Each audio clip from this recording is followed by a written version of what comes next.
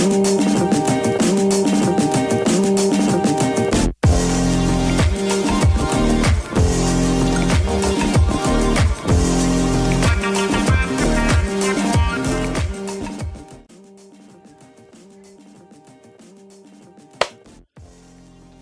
selamat datang kembali di channel saya.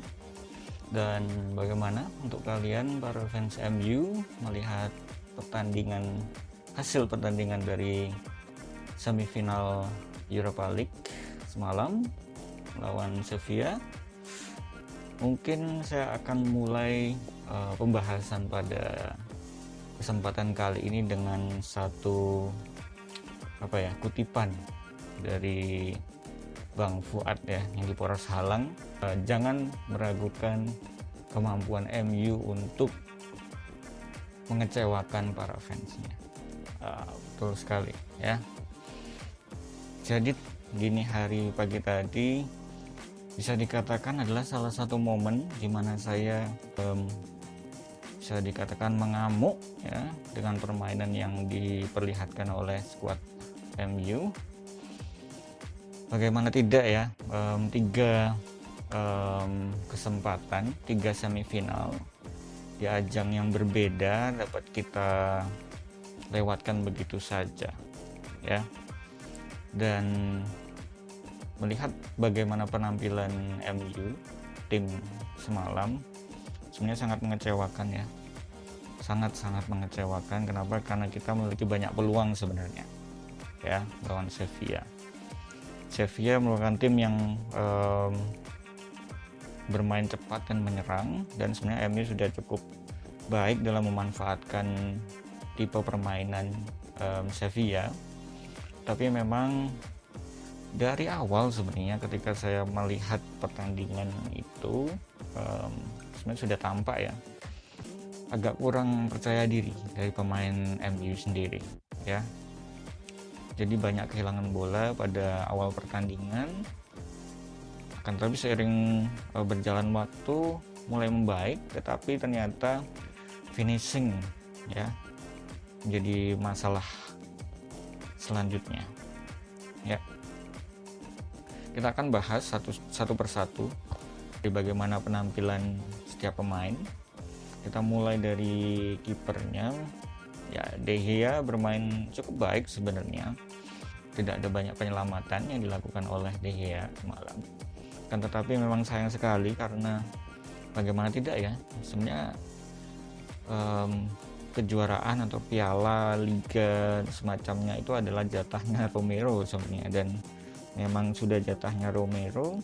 Kemudian terbukti di 3 ajang Romero berhasil membawa MU ke fase semifinal, dan kemudian ketika di fase semifinal malah justru De Gea yang dipakai, dan kita udah sama-sama tahu ya ketiga-tiganya kita tidak berhasil untuk lanjut ke final. Ya mungkin sekarang Romero akan berpikir ya bagaimana kontribusi dia di tim, dan bagaimana Ole harus bisa lebih bijak ya dalam memilih pemain, terutama untuk pembagian di liga dan juga kejuaraan lainnya. Oke, kemudian dari wingbacks di kanan dan kiri, Bissaka dan Williams. Wan Bissaka sebenarnya cukup baik ya, bermain ya konsisten. Tetapi memang untuk gol yang pertama dari Sevilla itu yang dari Suso, memang Bissaka bisa dikatakan terlambat ya untuk mengantisipasi bola, sehingga bisa mengalir ke tengah dan juga tidak bisa dihalau oleh William ataupun Maguire. Jadi kalau kalian juga lihat, Maguire sekarang cukup jadi pembicaraan karena dia berhasil menciptakan no look defending ya. Jadi bagi kalian yang bukan fans MU, silakan kami berikan waktu untuk terus membuat meme tentang Maguire ya. Saya kurang tahu apakah itu prestasi atau bukan. Oke, dari Williams memang bekerja keras ya. dan memang dia pemain yang sebenarnya belum terlalu berpengalaman. Memang seharusnya Shaw yang bermain di sana, dan terbukti untuk yang gol pertama pun dia sebenarnya harusnya bisa menghalau bola ya, memang agak sedikit terlambat. Dan gol yang kedua pun berasal dari sisi kanan dari Sevilla, di mana Williams ada di situ dan seharusnya tidak terjadi crossing ya. Kemudian untuk kedua central back kita, ya tarik nafas dulu ya. Kedua central back kita menjadi titik lemah ya dari pertandingan semalam. Kenapa? Karena bisa dikatakan keduanya memiliki andil yang besar, kesalahan yang fatal yang menyebabkan 2 gol tersebut berhasil didapatkan oleh Sevilla. Untuk Maguire sendiri sebenarnya dia bermain ya baik ya, tapi memang karena permainan yang cepat dari Sevilla, sehingga terutama untuk crossing dari samping, sayang sekali tidak bisa langsung dihalau. Oleh karena itu pula sebelumnya ketika memprediksi saya memilih Bayi ya, kalau Bayi itu sebenarnya memiliki ketangkasan dan dia berani mengambil resiko untuk menghalau bola. Dan untuk Lindelof ya kalian bisa lihat sendiri ya bagaimana dia beradu argumen dengan Bruno tentang apakah itu kesalahan dia atau bukan.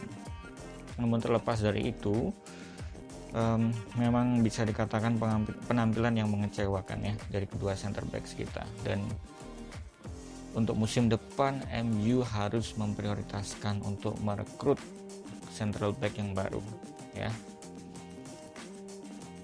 Mungkin di antara Lindelof atau Bayi mungkin bisa dipertimbangkan untuk dijual ya. Kalau saya pribadi lebih memilih untuk menjual Lindelof ya, karena Bayi sebenarnya permasalahannya hanyalah cedera ya, dia memiliki potensi yang baik di MU sebenarnya ya. Oke, itu akan kita bicarakan nanti untuk kandidat-kandidat center backs di musim depan. Kita lanjut ke midfielder bagi saya dari babak pertama, Fred dan Pogba tampak kesulitan untuk mencari celah ya untuk menembus pertahanan Sevilla.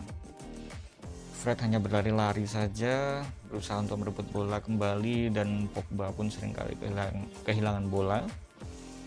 Dan untuk melawan Sevilla memang seharusnya MU bermain cepat, dan memainkan Pogba di awal itu sebenarnya resiko ya, karena juga kelelahan dan juga pasti akan berpengaruh di babak kedua. Dan nyatanya seperti itu. Sebenarnya di awal di babak pertama pun banyak pemain MU sudah cukup kelelahan untuk mengejar bola, dan itu sangat tampak di babak kedua. Entah kenapa juga Matic juga tidak dimainkan semenjak awal, yaitu jadi pertanyaan besar juga ya bagi saya. Kemudian untuk para penyerang ya, di belakang Martial kita bahas juga Greenwood banyak menciptakan sebenarnya peluang ya, dia bermain bagus, hanya saja memang cukup sulit untuk menembus pertahanan Sevilla karena juga postur para pemain Sevilla juga lebih besar, karena banyak di antara mereka adalah pemain senior ya. Kemudian dari Bruno Fernandes tidak ada masalah. Bruno Fernandes menjadi satu-satunya pemain yang bermain sangat baik sesuai dengan kelasnya sebagai pemain kelas dunia. Saya melihat kepemimpinan yang mungkin bisa jadi potensi untuk dia memimpin MU sebagai kapten di musim depan. Untuk Rashford tidak berkembang ya di sisi kiri, tidak ada chemistry seperti dia bermain bersama Shaw. Jadi untuk kedepannya jikalau masih Rashford harus bermain dengan Williams, rasanya Ole perlu melakukan rotasi atau perubahan taktik ya. Tampak sekali semenjak babak pertama Rashford tidak berani menusuk dan seringkali membalikkan bola ke belakang kepada midfielder atau pada Williams. Sayang sekali sebenarnya. Kemudian untuk Martial, harusnya dia bisa menciptakan setidaknya 2 gol gitu ya pada pertandingan kemarin. Entah kenapa ya, one on one dengan Lopez juga tidak bisa membuat MU unggul, tidak gol. Dan memang tipe permainan dari Martial adalah yang tidak terlalu banyak mengejar bola, sehingga permainannya pun gampang diblok oleh para defender Sevilla ya. Jadi cukup gampang untuk mengambil bola dari Martial. Ya sayang sekali sebenarnya ya, karena sebenarnya kita memiliki banyak peluang ya. Dan dari data statistik dua pertandingan terakhir kita di Europa League, kita memiliki sekitar 40-an chances, 21 shot on target. Tapi kalian bisa lihat sendiri ya, hanya ada 2 gol dan itu pun dari penalti ya. Dan memang selama 2 minggu terakhir banyak sekali ya meme-meme yang keluar, bukan dari fans MU, tentang bagaimana kita terus menggosok voucher ya penalti itu. Tapi tidak apa, itu artinya juga kita menyerang ya, terlepas dari berbagai keputusan wasit. Kalau kita memang pantas untuk mendapatkan penalti, tidak masalah bagi saya. Tapi untuk pertandingan melawan Sevilla sangat mengecewakan untuk finishing touch-nya ya, dan kesalahan dari para defender gitu. Ya, itu ulasan dari saya untuk pertandingan melawan Sevilla kemarin. Jadi Inter akan bertanding melawan Shakhtar Donetsk nanti, dan jikalau sebelumnya kita sempat mendapatkan berita ya bahwa mungkin Europa League menjadi ajang balas dendam untuk beberapa mantan pemain MU, nyatanya ya tidak bisa ya.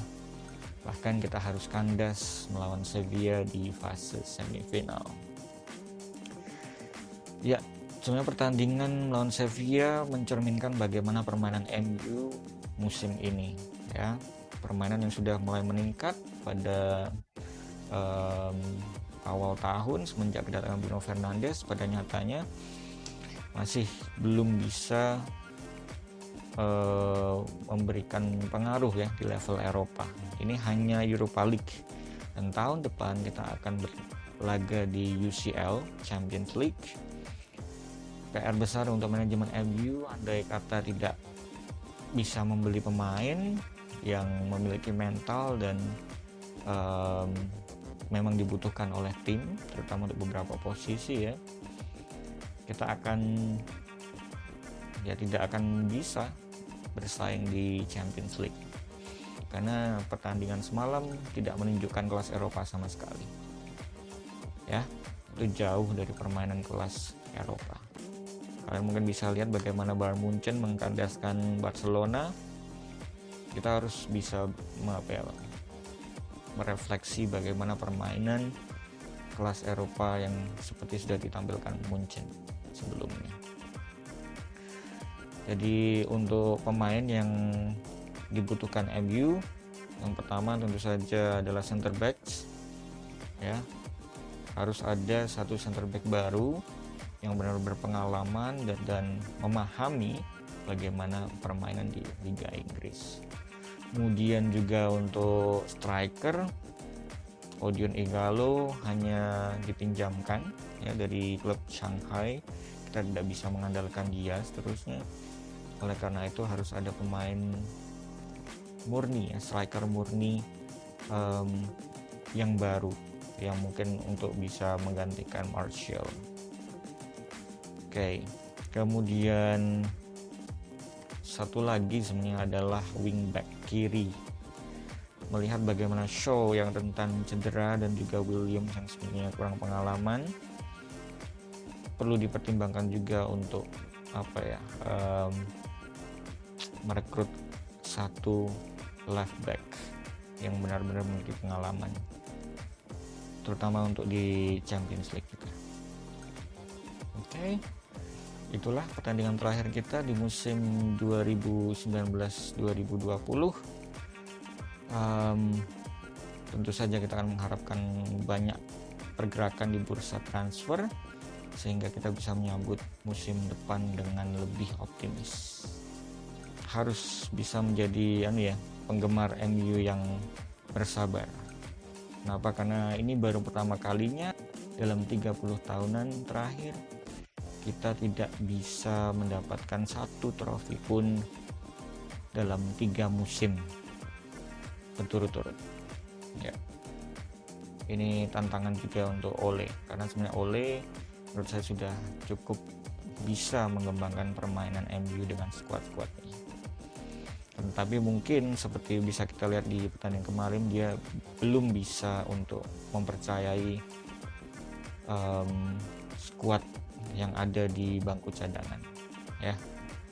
Sehingga juga entah kenapa baru menit ke 85 lebih nampaknya dia baru memasukkan pemain pengganti, walaupun sudah jelas para pemain sudah kelelahan, ya.